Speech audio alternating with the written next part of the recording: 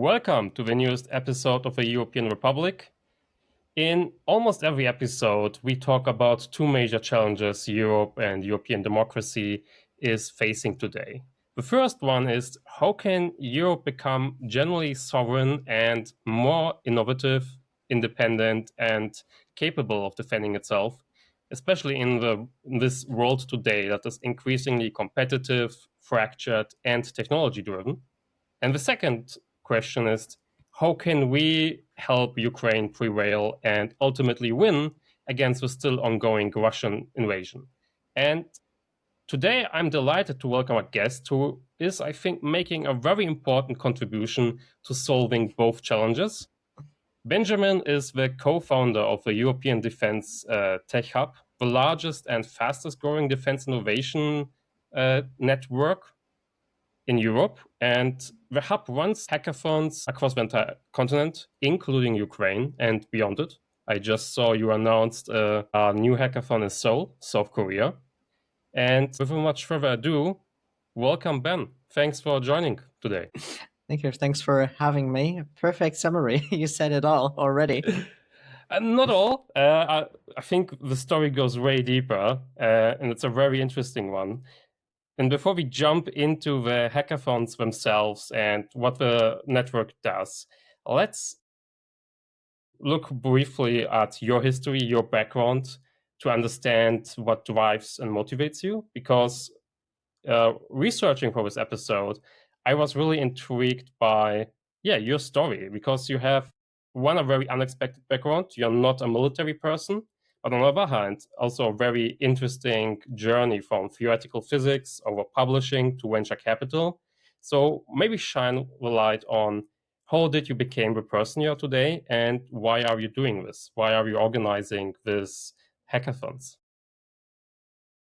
Organizing these hackathons pretty much by accident. At least that's how we started. And then we saw it's useful, and that's why we kept going. And as you said, I'm a civilian, so I never, quite frankly, had any interest in defense.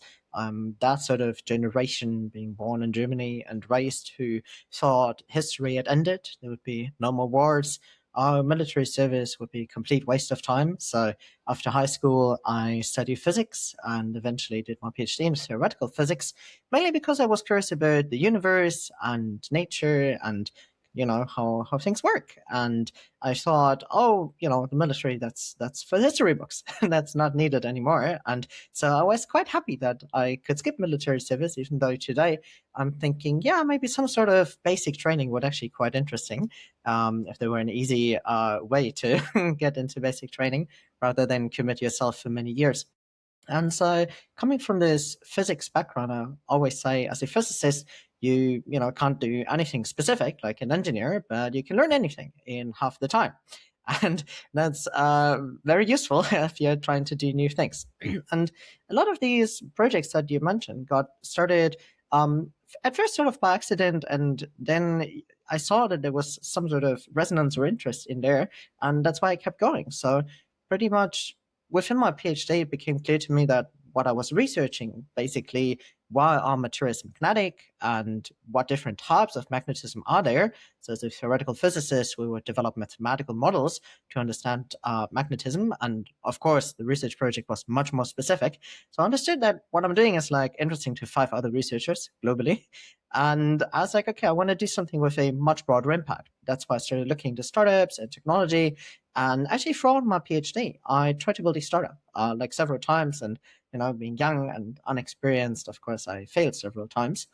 And then eventually, throughout my PhD, I wrote 2 books about education in Germany, pretty much out of personal interest, being a former high school student and then student. And so the first one I just did self-publishing. For the second one, I actually started my own publishing house, just out of pure stubbornness. As an unknown author, you would not get into any of the established publishers. So at some point, I was like, okay, I could do this myself. So I registered a publishing house, I printed the books, I stored them behind my sofa, and I shipped them. But guess what? Not that many people were interested. Then COVID hit. And during the first COVID lockdown, I met a bunch of teachers on Twitter, and they were writing a book. And again, none of the established publishers was interested in publishing it.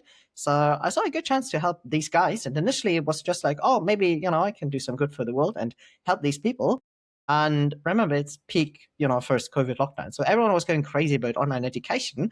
And actually, the book was selling quite well. Like in the first year, we got like 60,000 downloads of the ebook, which was free and openly available on the internet. But we also sold like 2,000 copies. And when you compare publishing to venture capital, it's pretty much a power law behavior. So you have very few outliers, which really drive all of the sales. And if a long tail of startups or books which don't sell quite that well. And that's basically how it worked. And so we hit this one first outlier from the start. I saw what product market fit looked like. And then I continued. And then, of course, COVID went away and online education was not a thing anymore. And so we kept publishing, 2-3 books a year. And when I say we, that's me and a bunch of freelancers and students. But of course, none of them hit these crazy numbers again. So it was more like a hobby project. Like other people play soccer, I kept publishing books and helping others to publish books. But importantly, I'd seen what product market fit looks like, and I had, caught the entrepreneurship bug.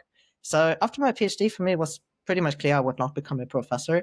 Having seen academia and all the hierarchy and the bureaucracy and all this stuff, I was like, nope, I can do physics in my free time, but I don't need to earn a living as a physicist. And so I was like, okay, then maybe I, could be an entrepreneur. And so I applied for Entrepreneur First, moved to Berlin in 2021, went through the Entrepreneur First startup program, met amazing people, but no co-founder. And then instead spent 2 years in venture capital, really seeing the other side of the aisle and basically seeing what good looks like. Like as a venture capitalist, you look at hundreds, thousands of startups, and you see 80% of them are, crap, and they're not going anywhere. But then there's this 1 or 2% of startups, and they're so good. They're way better than anything you've tried before in the past. And that's your benchmark. That resets and recalibrates your benchmark. And that was very, very helpful. And then eventually, after 2 years in venture capital, I was like, okay, I've seen so many cool projects and startups. Maybe I should give this another go and try it myself. So I quit my job with plan A being to fund a startup, which didn't happen. And instead, we started the European Defense Tech Hub. That's, I think, a very impressive journey. I myself am a sci-fi novelist. I have several published books, and what you said, like with the power law distribution in books, most of them fail, and there are very few like outliers that, if you are lucky, pay your rent. Are you still in the publishing business, or have you like stopped it now, focusing fully on venture capital? Actually, to this date, we're still running the publishing house. Yes. Yeah, is it profitable, if I may ask, or is it still like a hobby for you? I would say hobby. I mean, it's profitable because we have 0 employees. We do 0 marketing. We have a WooCommerce shop, and anyone who knows us, they can buy the books. But it's not actively maintained beyond me handling some customer support requests every week. Amazing.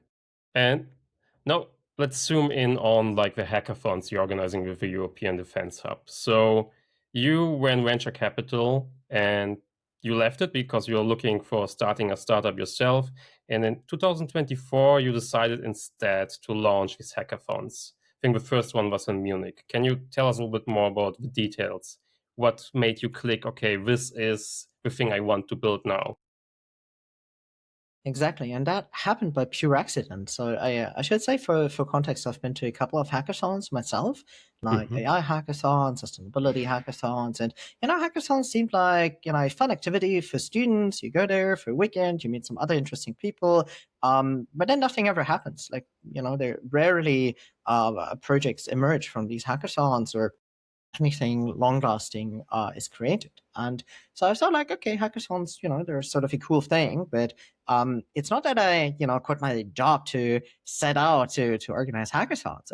It's more like when I quit my job, I did what every good VC would do, and that is to talk to customers and to evaluate startup ideas. So I had this long list of maybe 10 different ideas of what I could be doing, but rather than just jumping into the next best thing, I talked to potential customers, co-founders, and as part of that, I did the pilgrimage to Silicon Valley. So in February 24, I was off to Silicon Valley to talk to some people there for networking. And it happened, so right at that time in February 24, there was a defense hackathon in El Segundo, Los Angeles. And I saw that on social media, and while timing didn't work out for me to go there, I saw it go viral, and I thought it was actually pretty cool. Like a young boy watching a sports car thinking, yeah, that's actually pretty cool. And so I messaged a good friend of mine, Jonathan, originally from Sweden, but lives in Munich, and is a partner at Inflection, early stage venture capital fund. And before we were just colleagues and became friends, and we kept in touch, and we were chatting about things, about startups, and also about this defense tech hackathon, and that there seemed to be none such event in Europe. And then we thought, oh yeah, maybe we can do it. You just like you drop a joke in the chat, like, oh yeah, of course, one day we should drive a Ferrari and do something crazy, right? And it was just a joke. And then that joke started to develop as he started to actually organize the hackathon. And I was like, wow, that's actually pretty cool. So maybe I should jump in and help. And so we together organized the first European defense tech hackathon in June 24. Having no brand, no experience, nothing, just two guys thinking it would be actually pretty cool to run a defense tech hackathon. And that was slightly ahead of, this big hype wave that came later, especially in 25. So on the one hand, we definitely encountered interest very early on, for example, from Helsing, Quantum Systems, and other defense tech startups and scale-ups, as well as the Ukrainian Ministry of Defense. They sent mentors and challenges, and we ended up with 150 people and 34 projects. But then also, especially from universities and also student groups, we encountered a lot of resistance and people who are like, defense, oh, what are you doing? Isn't that like, porn and drugs and, all of this bad stuff? Why are you doing defense? Leave us alone. And we were like, okay, looks like we're onto something. There's some very clear interests, but it looks like, there are not that many around organizing defense events. That was early 24. And so we ran this first hackathon, initially just as a fun project. Like I had nothing else to do in life.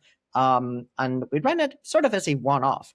But then what happened afterwards changed my entire perspective, because what happened was that out of 34 teams, ballpark 10 kept going. And they were calling me. They were like, Benjamin, do you know military? Do you know investors? Can you actually help us turn this into a real product? And I was like, wait a moment.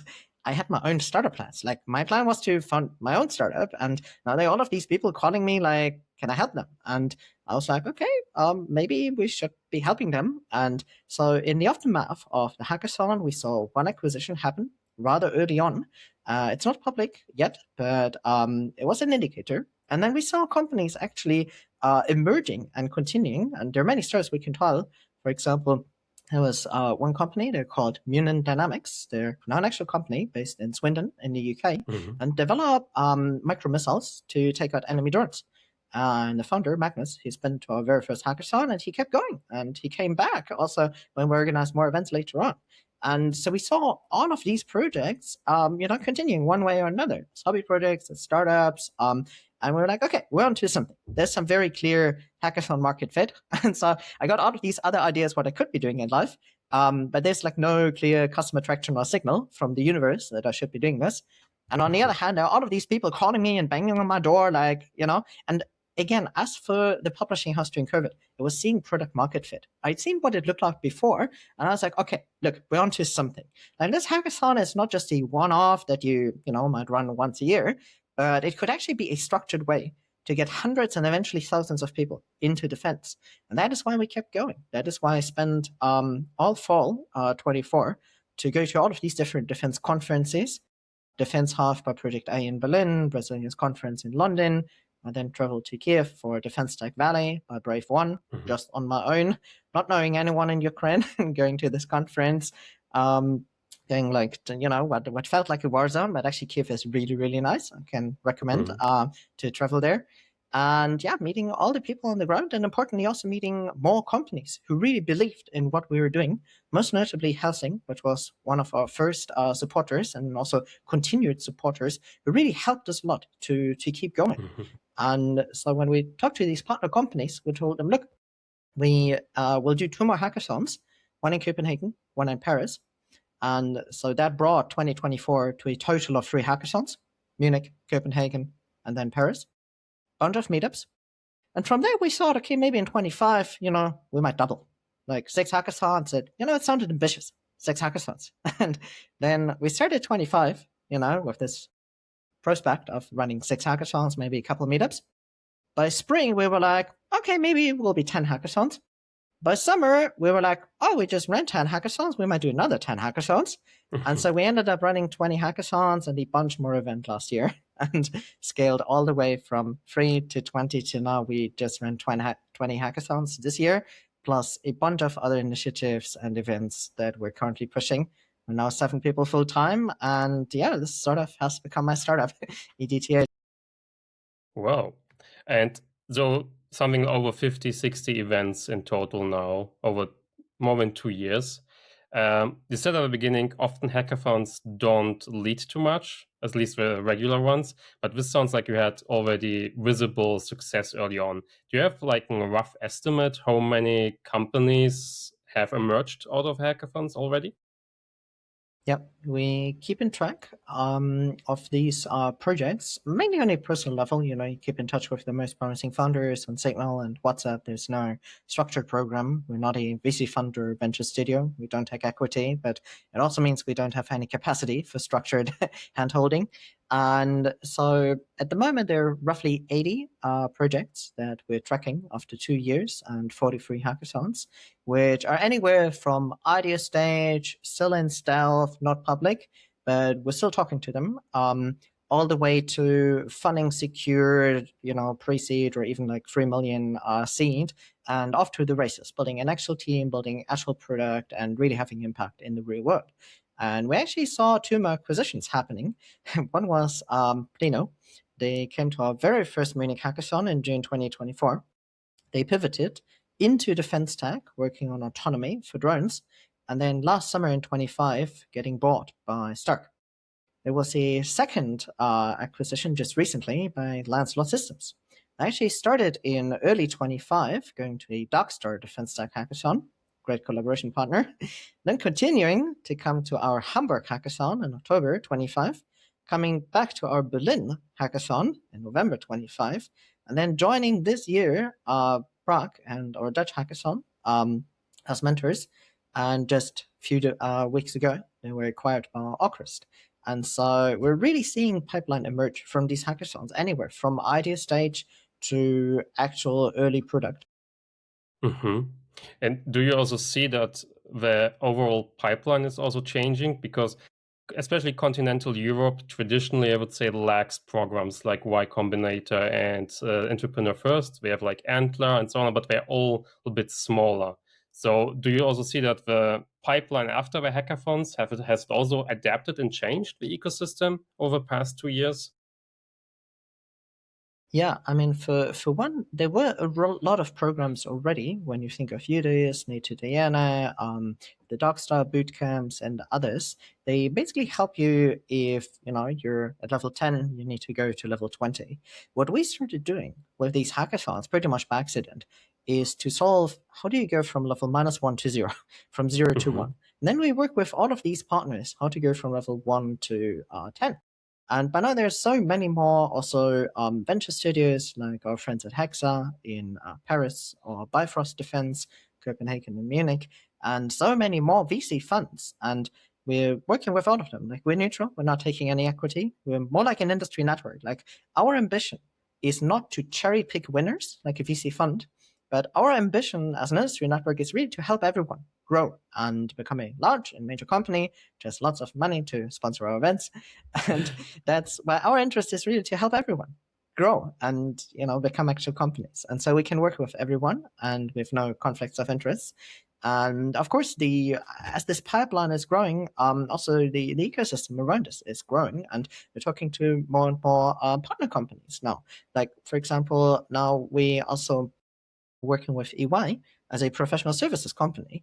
And you may wonder, like, oh, aren't your hackathon projects like way too early stage for EY to be interesting? But they're growing up and they're becoming eventually large companies, hopefully. And then also we're working with many, many partner companies in the ecosystem, which are much more mature, later stage, who could be potentially interesting for EY. So we started to work with them and many other grown up companies. And that's how the ecosystem gets more mature. Mm-hmm. But the ecosystem also lives from like good product market fit and good products. And I think what's also special about your hackathons is that you have also very tight contacts to Ukraine, so you can also make sure that products are also getting feedback really quickly, from what I read. Can you maybe elaborate how that feedback loop and the development for the startups works? Yeah, and that is absolutely crucial. Like, if I learned one thing as a civilian over the past 2 years, it's if you're developing defense tech, it's completely useless if you don't understand the tactics of how it will be used in the end.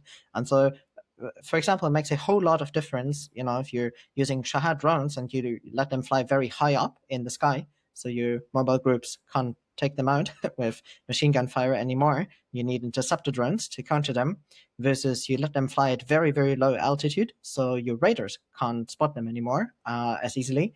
But now your mobile groups become more useful, and so it really depends on how defense tech is used in the end, and that's why it's absolutely crucial to have end users working alongside builders. Now, in reality, usually these two are very much separate. You can't just, in Berlin sit in a cafe and tattoo a soldier. That's not going to happen. So that's why these hackathons are such a special environment, because on the one hand, we invite people in t-shirts, builders, coders, engineers, software and hardware, but then also, very importantly, soldiers. And of course, it was way easier to get in contact with Ukrainian soldiers and to invite them. But then we're also inviting other soldiers. We had German soldiers, Dutch soldiers, Danish soldiers, US soldiers from all different countries. And that's the exact idea. So we're covering different perspectives. And out of Ukraine, of course, we're getting more, urgent, more tactical, at times incremental, tweaks and needs, versus talking to people like, in Europe or in the United States. They also care more about also long-term, tactical, but also strategic needs and capabilities. So, for example, quantum computers and quantum secure communication, not as relevant probably for the current war in Ukraine, but maybe long term, for like 5 or 10 years, could be tremendously relevant for us. And so we're trying to build a bridge between those tactical, more incremental needs, and then also more strategic long-term objectives, and really get builders and end users together. So basically, a builder can come up with an idea, and they should brainstorm quite freely.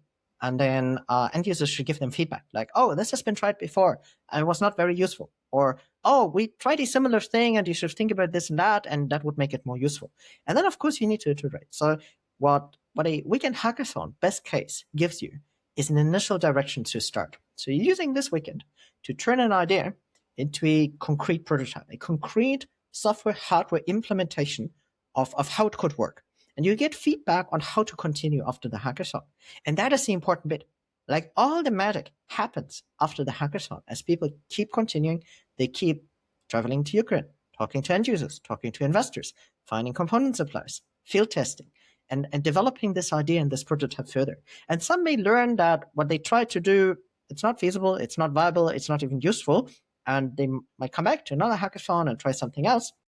But others may find, oh, what we're doing is actually high in demand, and we should come back to a hackathon to keep developing it. Or eventually, they outgrow the hackathon stage and they become mentors, they become sponsors. Then we're now, as we're tracking 80-ish alumni and emerging companies, we're thinking, okay, hackathons, meetups, webinars, they're great top of funnel to get people started.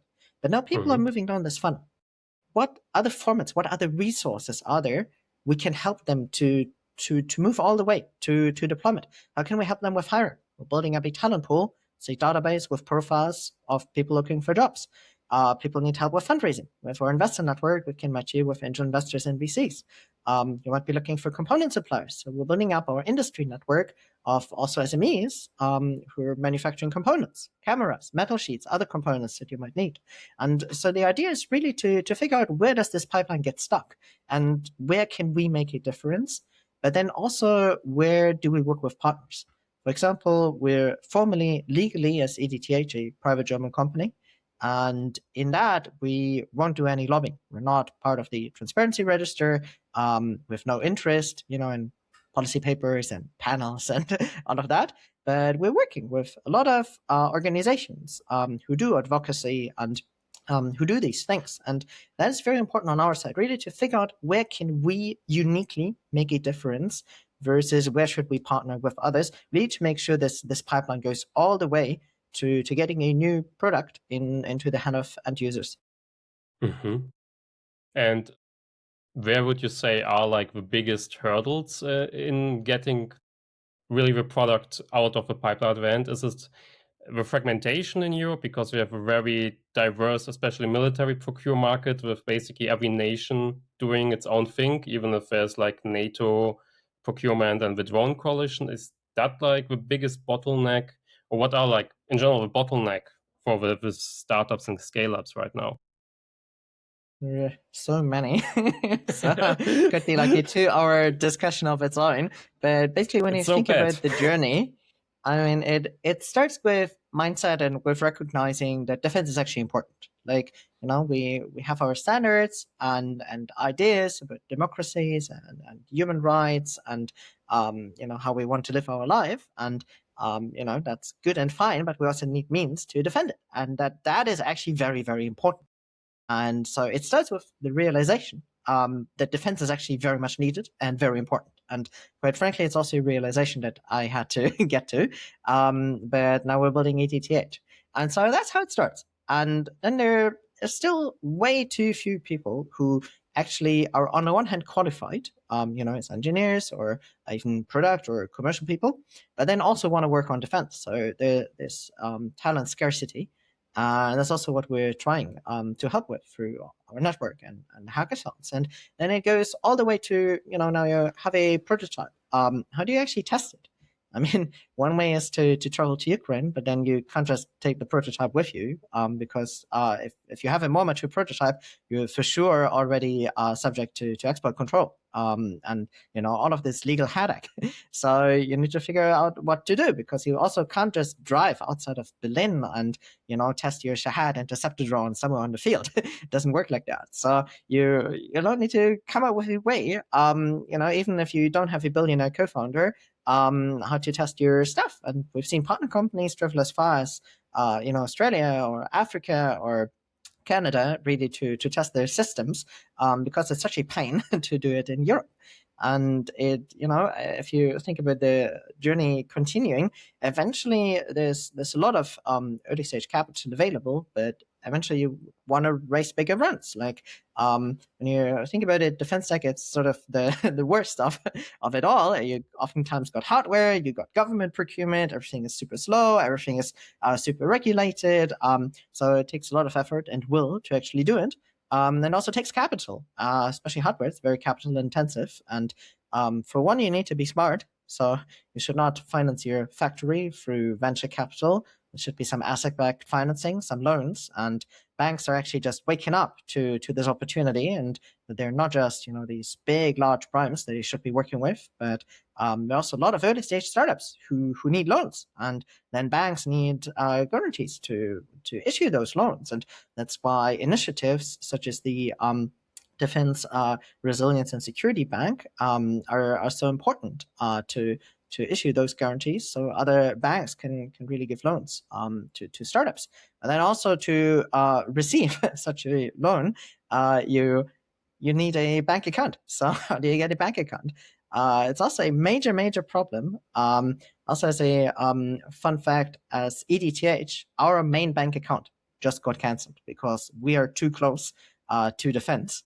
And it's hilarious. We're not doing anything regulated per se, but we have a lot of defense customers. So even we as an organization struggle with that very same problem. We had our main bank account with a fintech company. And at some point they figured, oh, you're doing something with defense. Looks like we can't bank you. And so we're like, oh, shit. And, wow. We're just doing events. Now imagine someone is trying to do drone interceptors or cruise missiles or anything serious. How much of a trouble that is to actually get banking and financial infrastructure. And it also goes in the end, as you said, all the way to procurement. Like, how do I access contracts if I'm not like a large company? We talk to a lot of MODs around Europe, and the prevailing thinking is still like, how can companies grow large enough to cope with our bureaucracy and to fill in all of this paperwork and to prove to us that you have 20 years of spare parts available? And I'm like, for drones doesn't make that much sense. I mean, depends on what you're developing. For a new type of tank, maybe, but if you're developing drone interceptors, I mean, the feedback and learning loop on how the system improves over time is much more important than having all the spare parts and ticking all the boxes. And so it's very much not agile. And there are a couple of notable exceptions, some of which are related to aid for Ukraine. So there are a lot of state level programs, such as in Germany, but also in other countries, such as in the Netherlands or Denmark. Even the Danish funding model got quite famous. It's not even named the Danish funding model, where basically governments procure defense tech on behalf of Ukraine. So it will be delivered to Ukraine, but a foreign government pays for it. Denmark really piloted that model. And so there are a lot of government level programs who can help you, which are usually much more agile than the actual national procurement. And then there are also a bunch of EU level programs, a lot of paperwork, but it's one option. There's some NATO programs. There's some also international programs, such as the Drone Coalition, where just a bunch of governments get together, piloted by Latvia and the UK, and they're like, okay, we need to procure 1 million drones for Ukraine and deliver it to Ukraine. Again, much more agile than dealing with national procurement. And it's also a very tricky position now to be in Europe. As you said, it's very, very fragmented, and everyone has their different standards and requirements and processes, and it's really hard to understand. And it's a, zooming out, it's a major challenge, because on the one hand, in Ukraine, it's where all the demand and all the innovation currently is really playing out, and where in the end, army units, they have budgets. There are actually a lot of Ukrainian startups. I mean, they're the big ones that got very much known, like UForce and Firepoint and others. They're very much out there, big, large companies. But there are even Ukrainian startups, which are less known, less prominent. And you talk to them and you learn, oh, they have tens of millions of revenue or even more. And they're actually very substantial, very important companies. And you're like, oh, wow, holy shit. I mean, didn't expect that, right? So you should not be, thinking just of Ukraine as a war zone, but really as partners, as someone you would want to work with and collaborate with, and that they have something to offer, valuable expertise that you can benefit from. And then on the other hand, on the other side of the Atlantic, there's the United States, the world's largest market for defense. And I mean, it's of course not perfect, but there are small and medium-sized business innovation programs and grants, and their program compared to Europe oftentimes looks like a well-oiled machine. And so we're sort of sitting anywhere in between, where on the one end, of course, there's a lot of testing and also innovation, and also you get to revenue and partnerships in Ukraine. And then there's a giant market in the United States, and then there's Europe somewhere in between. And it's a tricky situation to be in. And yeah, we should think about how to do better, how to not just help these startups to emerge, but also how to keep them here. Because you're seeing successful startups otherwise move abroad. Like, take, for example, Auterion. I mean, they originated in Europe. I mean, they still very much have offices and people here, but they're now also in the United States. And it's something you will see increasingly more often. And if we're not putting up procurement programs and really initiatives to help these companies stay here and give them not just a grant or some investment, but really actual revenue, contracts. We need contracts. Yeah, I think that's one problem. I think Europe is suffering in general, a massive brain drain, also capital flight, because a lot of startups, once they start scaling and turn to scale-ups, they will just see in the US, you have deeper capital markets, especially a unified capital market. So it's easier to scale, sell products, and also the procurement is often more pragmatic, which I think, especially here in defense, is a bit tragic and self-defeating, because we need European defense industry. And if that our new innovators are also moving away to the US, basically, it's defeating the purpose. do you see there's some trend reversal, or do we have some concrete ideas what could change or should be done? So more unified procurement, or do you have concrete ideas, proposals in your mind, maybe? To some degree, we're trying to do our part with the European Defence Cup to at least help more people start and then move down this funnel. But of course, this goes only so far. And then in the end, we need programs and to keep them here. And I mean, basically, what we should do is look at Ukraine and look at what they've been doing, and we can learn actually a lot. And of course, it does not translate one to one, but for example, they've established a feedback loop. Like units have actual budget. They can procure weapons on an online marketplace that was set up by Brave One. And so there's a feedback loop by what end users buy. And that's what should be manufactured. Now, of course, we're probably not, setting up a marketplace where just anyone can go and buy weapons, but we should think about what's a feedback loop between end users, soldiers in Europe, and what manufacturers produce and manufacture. And at the moment, this is totally discoupled, and we should think about how to do it, in a much more agile way, how to come up with procurement programs which actually work on the scale of weeks, of months, but better weeks and days, and really provide sandboxes. Like when you look in fintech, especially in the UK, but also elsewhere, those sandboxes have been quite successful. So you set up a environment where people can just experiment quite easily, quite cheaply, without dealing with all the regulation and all of what makes it expensive. Designate a field testing center somewhere, which is not just accessible to local armed forces, but really is open to defense tech startups, and provide a way to work with it and response times within hours and days, not like months, and then start working with these startups and start field testing with them. Look at what Brave One is doing in Ukraine. They're doing a fantastic job to really help hundreds of startups move all the way from I have an early prototype to I need to field test. I need to, in the end, get this product in the hand of end users. So yeah, so many ideas. Just look at what Ukraine is doing, and there's a lot we can learn. I agree with that very much. But also maybe another question. Looking on the demand, what are like the types of major areas of innovation you are seeing? Is it mainly demand for drone tech and drone defense, unmanned vehicles, or are there also new paradigms or new areas, or maybe also underappreciated sectors where there's not enough innovation because everyone is focusing on the drones? I mean, when you look at European and also German procurement, it looks like we have still a lot of demand for tanks and fighter jets and outdated legacy systems. But when you look at Ukraine and the ongoing full-scale invasion, I mean, what really has transformed the battlefield is the use of drones. And of course, it started with mainly flying drones, like quadcopter drones, fixed-wing drones, and those have become absolutely essential. You look at the current mid-strike campaign that Ukraine is very successfully conducting. It's drones, and drones even eventually evolving into cruise missiles.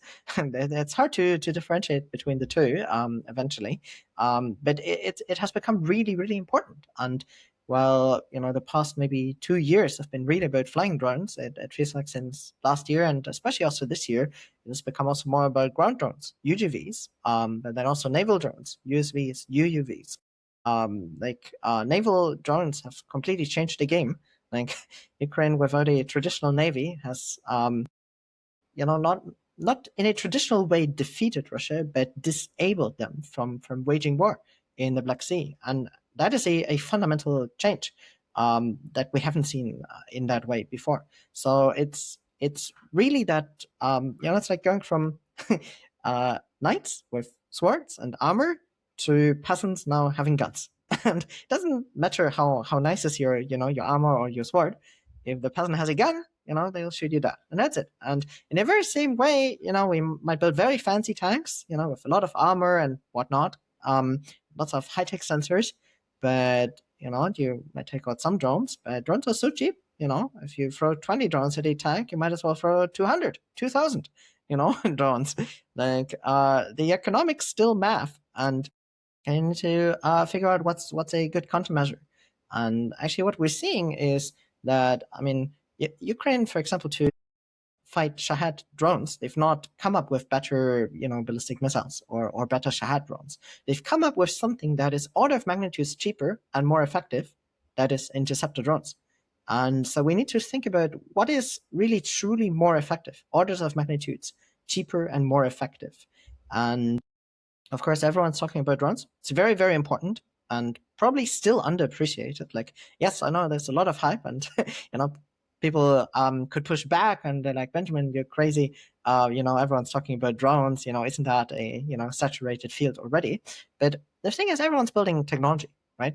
But very few people are actually building technology fit for a certain mission. And so, of course, everyone's building many, many drones, and a lot of drones go to Ukraine and they're just sitting on a stockpile, not being very useful for the actual combat mission. So the actual question is, what is the kind of, reconnaissance or strike mission, or what is the drone doing in the end? So we need defense tech fit for a certain mission. And so it's in the end then also all about what is enabling these platforms. Like what kind of sensors, what kind of communication links, like what is enabling these drones. And that is, by the way, also where we can make a whole lot of a difference in Europe, because we're realistically not outproducing Ukraine or China in terms of small quadcopter drones anytime soon. But we can certainly think about what kind of advanced sensors, quantum sensors, there it is again, quantum, or other types of communication links. Maybe it's not radio links. Maybe it's some sort of laser communication. So we should really think about what are other ways, deep tech ways, that we can enable these unmanned systems to perform in the end missions that the adversary can't perform or can't counter, and give you an edge, at least for some time. In the end, it's a cat and mouse game. Usually, if you got some innovation that works and gives you an edge for a couple weeks, couple months, it only lasts so long, and then the enemy figures out a way to counter it. That's why you need to be up to speed. That's why you'll never have a durable, long-lasting total advantage, but it's why you need to keep running, keep innovating, and keep being better at what you're doing. Yeah, especially in Ukraine, we can see this arms race and this iterative cycle from the drones emerging, but also when optic fiber cable drones were for a long time used. Then I think they disappeared again. We have can see even in the news, not being on the front line, how the tech is changing. So I find it interesting that you say that like drones are still underappreciated. I think it's maybe a bubble thing because I live in Munich and we have here a lot of drone startups, and I have sometimes the impression that everyone and their mother is already working in one. It's getting overcrowded, and maybe we should start to step back and look what are other things we may need. Especially where I'm wondering, we are very good in Europe, I think, at engineering, but where we are still very weak is like things like software and in AI, where we are still very dependent, I think, on the US. Do you see also a lot of startups in that area? Or are we remaining reliant on Palantir and Claude in the long run? We have a lot of good and by now also large companies. You look at Helsing Quantum Systems and other large neo-primes. They have major software divisions. They've probably among the best battlefield AI systems in the world, alongside of course Ukrainian and other international companies. But then I think what these companies realized is really you need to vertically integrate. So there's actually very few companies who just and only do software in defense and can do so over a long time period. Because in the end, procurement agencies are not set up to procure software. Like software is still something rather new to them. And so they think of in terms of buying, hardware. Oh, I'm buying a tank. Oh, I'm buying this many drones. I'm buying, and in the end, I'm not even, buying a tank or software per se. I'm buying a capability. I'm buying the capability, to defend against, in incoming drones and provide, short and medium range air defense. That's the actual thing that I'm buying. And so then it's a combination of drones and missiles and of course also software who can provide this capability. So in the end, I want to buy an end-to-end capability. And there goes a lot more into this. So in the end, you need sensors, you need communication links, you need software, you need command and control to take decisions. You need in the end to launch effectors. So it's much more complicated than just providing a point solution. And of course, as a startup, you start somewhere along this kill chain and also along the supply chain, and you start with a point solution. But importantly, you should not stay a point solution, because then you'll be either acquired for scraps, or will be outcompeted by someone else who owns more of the entire chain and can provide more of a capability, and thus wins government contractors. And when you look at what primes and also neo primes are doing, in the end, they become more like system integrators. They scout innovations, they buy a lot of startups, and they monetize the access they're having to government. And in the end, if you really want to build your own neo prime, you also need access to procurement. You also need access to contracts, and thus you need to provide capabilities and need to vertically integrate. Now, in terms of software, there are also, of course, a lot of capabilities being developed in Europe, because that is where you get a lot of combat data. And a lot of that is in Ukraine, but then also a lot is posted on social media. And actually, one of our fastest growing and most successful EDTH alumni, they're called Lancelot Systems. They started to build a database of combat footage. It's called Avalon, and they got all of this data to share with other EDTH alumni companies, but also with many other companies in the ecosystem. And they were so successful, recently got acquired by Orcrist Technologies, and they're really trying to build like a European Palantir, very similar. So now they're part of really a larger, really fast-growing organization. I think they're like more than 100 people by now in total, and they're building a large, and in that, software first prime company to help with combating disinformation on social media, but then also providing combat footage for analysis, for machine learning training, for all of these things. But really building an intelligence company who sources intelligence from different sources, like combat videos, but also audio and text and different sources to give you a complete picture. So what I'm saying is there are actually a lot of good companies, but we need to recognize that potential, and we need to work with these companies. Like, there's still so many government agencies also in Germany considering, maybe we should procure Palantir. And in the end, up to them to make a decision on based on merits and what's the best solution. But just saying, there are also very good companies that we have at home and who might be much more value aligned with what we're doing, and we should be looking into. So maybe a little question and then to play the devil's advocate, because you famously said, that's get quoted quite a lot, that you said that we need like thousands of new defense startups in Europe. But as you just spoke about primes, I think one of the major issues Europe also is facing is that we have way too many different prime producers. Like, we have our Swedish fighter jets, we have our French fighter jets, we buy American fighter jets. So also our defense industry, like our procurement, is not as consolidated into big players like, for example, the American industry. So often also our manufacturers lack the economics of scale, and we often pay for the same systems just from different producers several times, also very inefficient prices. So if you look on the defense market in general in Europe, looking in the future, do you see like the stage we are in, where we have a lot of new primes and a lot of startups, but also a process of consolidation happening already? Or is that like maybe still more way in the future? And maybe what's more important right now, the innovation or the economics of scale?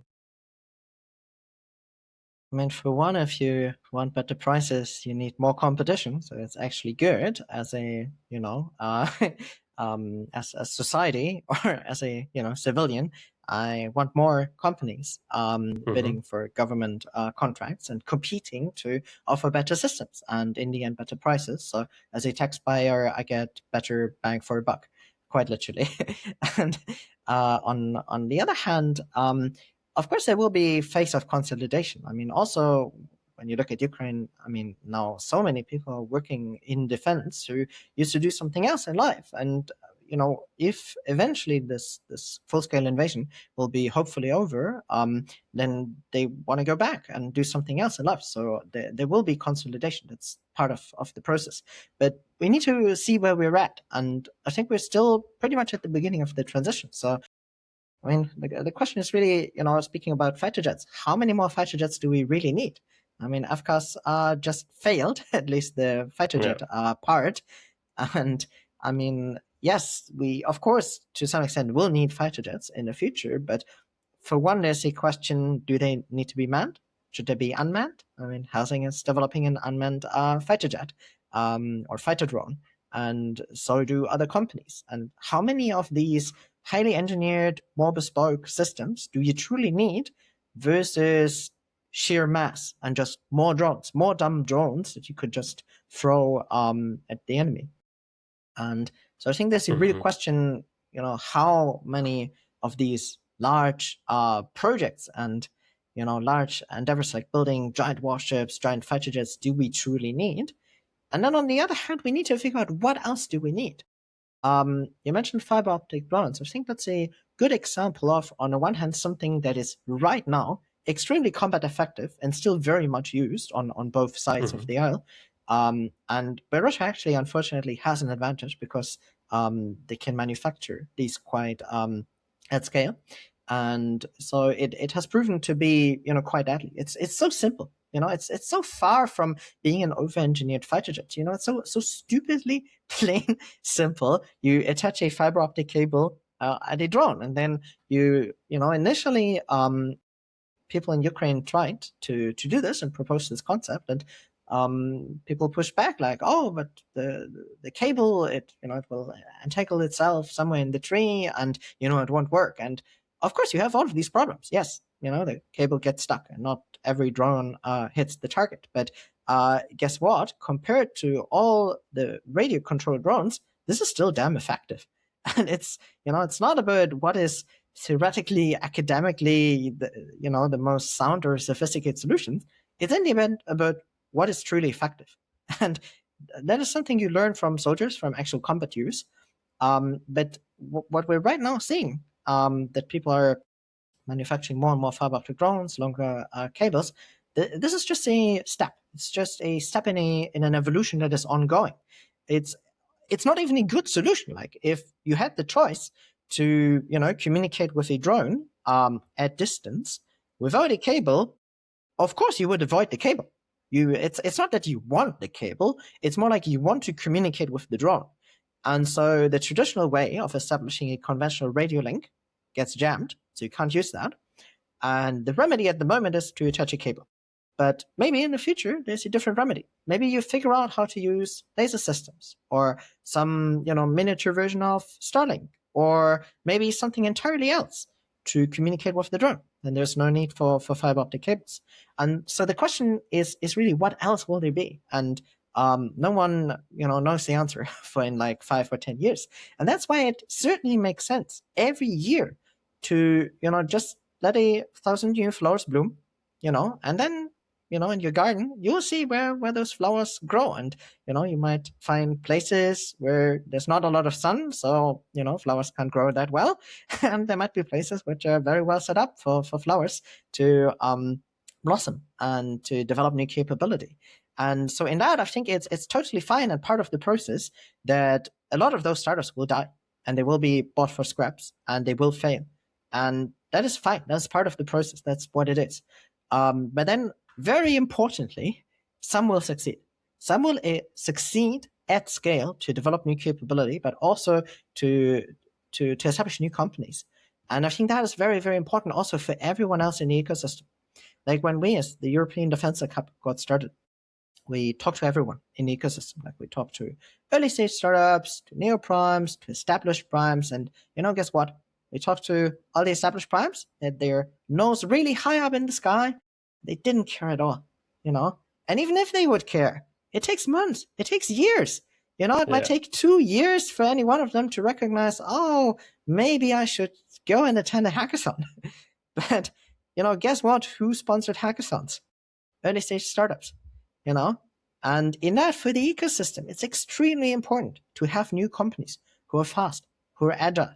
All of these large primes, they're used to really long procurement timelines, really long payment timelines. Just imagine as an early stage startup, you need to deal with a large company and, you know, you get your payment after 60 days, which is, you know, for some companies, standard, you know, payment timelines. You know, it kills you as an early stage startup. Like you can't survive and can't work with these large companies. And also for us as a team, it took quite a while to get to a point that we could actually, you know, talk to some and actually work with some larger companies just because of their sheer size. There are just so many departments. You know, if you're starting to do a call with each of these departments every week, you know, you're busy just handling one major customer. And so it's actually for the ecosystem extremely, extremely important to have these speedboats who can move very fast in a very agile way. And, you know, it's not just us who want to organize hackathons. Imagine you're, you know, coming up with a better radio link, you know, a better laser system, you know, a better hyperspectral sensor. You want early customers. You want other startups and, you know, agile scale-ups to work with. You don't want to wait for slow government procurement and large primes to be able to, after 3 years, finally work with you. You need those speedboats. Very important. Yeah. I mean, that's, I think, also one of the surprising maybe lessons from the war in Ukraine, how often the small scale also manufacturing and production, for example, drones or things that are often counterintuitive. How can be a small drone more effective than a big missile or a big tank? That there are a lot of these things in the field that just diverge from maybe the expectations. And even the big primes, there was at the beginning of this year this this unfortunate quote by the CEO of Rheinmetall, who said, like, the Ukrainian housewives are building some drones at home. That's not to be taken seriously, but on scale, this small drones manufactured in Ukraine are way more effective now than the heavy tanks that cost millions to produce and deploy. And I think that this economics are completely changing, and it's very fascinating to observe that. As you just, you have this very beautiful metaphor about planting these flowers. Maybe as one of the last questions before we finish, because you also have next week the Berlin Festival, the big culmination of a hackathon. Maybe let's two last questions. First one, if someone wants to plant their own flower and start working in defense as a young STEM graduate, for example, what is your advice and how can they participate in the hackathons the best? And the second question related to that, what do you see for the future for the hackathon, for the network? Because I saw, as I said in the beginning, you're already expanding beyond Europe with a hackathon in South Korea. So there seems no stopping in your expansion. So I would be very interested in what's coming next, if you want to tell us about it. Totally. I mean, about the first part, if I were a STEM graduate, and of course I'm saying that selfishly as we're building a network for defense innovation, like we want to be your go-to spot. If you're thinking about doing anything in defense in Europe, you should come to one of our events. It's literally why we're organizing these events. We're not organizing events just for the sake of events, but really to provide, you know, those STEM graduates and engineers. And actually, we have a lot of people in the late 20s, mid 30s, if a couple of years of industry experience. They want to change industry and just want to see for like a weekend or, you know, a evening meetup whether they like defense. And that's exactly why we're providing an entry point to talk to other people in the industry and see what it's like. And so they should come to one of our events. Like we're doing a lot of also webinars online But then in the end, people like to talk to people. You need to, look people in the eye and talk about their project and really figure out if you want to work with them. Especially when looking for co-founders. I mean, forget about all of this online dating and, co-founder brainstorming and matchmaking platform. I mean, none of that works. And I tried all of that myself after working in VC, quitting my job and trying to build a deep tech startup. There were actually just two things that actually worked for finding co-founders. And one is warm introductions within your network, which are targeted from people who know you.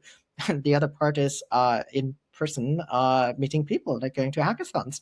Or you could organize your own weekend hackathon or build sprint or workshop. But really, you need to meet. You need to lock yourself into a room and see if you can be productive. That's the most important question. And people get stuck talking about value alignment and all of these different kinds of things, which down the road is also important. But one of the most important questions is really for any project and any startup you're starting, are you productive as a team? Can you get shit done and off the ground? And that's why these hackathons are so effective. And it's also the way we set them up. Like usually you go to hackathon, you have fun and there you win some cash prizes and you might spend it at the next party. And at our hackathons you can't win anything. Like there are no cash prizes. You really come to talk to end users. You come to talk to engineers, to industry people, to soldiers. We set them up in a way that it's the perfect entry point if you want to continue building a product or if you want to start a project. But it's really not the place to come to eat pizza for a weekend and to pocket some cash money, as many hackathons used to be. And I think that's the magic, how we set up these events. So they are a lot of fun, but the point is really to help people get started. And also on our side, getting to your second question, we're really thinking, what else do we need? Like we saw hackathons work, and so we continue to do hackathons, and we do so globally. So in February, we ran the Australian Defence Stack Hackathon. As I happened to be in Australia, it was a really good opportunity to run our first truly international and global hackathon. And then a good friend of mine, Gary Ann, who's a professor at the National University of Singapore, saw that and he was like, Benjamin, you did Australia, you should come to Singapore. So we're like, okay, in end of September, we'll come to Singapore. We'll run the Singapore Defense Tech Hackathon together with NUS and TUM Venture Labs. And then we were like, okay, we're traveling all the way to Singapore. There are many more people in the region that we know, and so actually now we're doing an entire Asia trip. So after Singapore, we'll go to Taiwan. We'll be hosted by the National Taiwan University, NTU, in Taipei, and run the Taiwan Defense Tech Hackathon, which we still need to announce, but now you know already. Then we'll run 2 events in Japan, and then we'll go to Korea to run the Korean Defense Tech Hackathon. And again, we had Korean friends who've been to our European hackathons, and they were like, Benjamin, we need to do something like this in Korea. And so on the one hand, they had defense hackathons already, and in particular, Deploy for Defense ran an amazing hackathon at the beginning of July. And we're super happy and proud to partner up with them to run another one in October. And so the network is expanding globally. I think defense and security are issues no one country can solve on their own. So we need a lot of international collaboration. And of course, our main focus is on Europe, as we're the European Defense Tech Hub. And that, of course, also includes Ukraine and the UK and Switzerland. But then we have strong partners and allies globally. And so we're also talking to people in Canada, also talking to people in the United States and elsewhere. And we need to build a truly international network to get the best minds, the best talents into the industry and help them work on the most urgent challenges of our times. And there are great people everywhere, and we need to align and unite to, in the end, show that we can be faster and more agile and stronger. I couldn't agree more with that statement. And I find it a very noble and important initiative, especially organizing, connecting basically all the democratic world, just describing from Asia to Europe to America. It's looking forward to how it will develop. And yeah, thank you very much for this very inspiring talk today. I will link below under this podcast wherever people are watching it on YouTube, Spotify, the links to the hackathons and to your website. And Thank you very much, Ben. It was a great pleasure listening to you, and thanks for taking the time.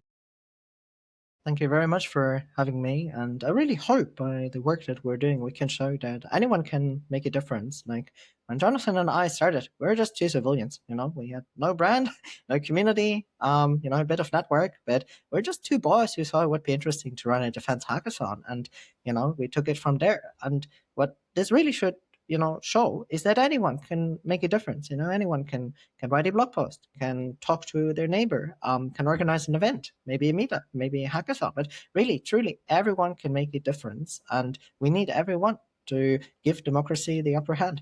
So let's go. I subscribe to that message very much.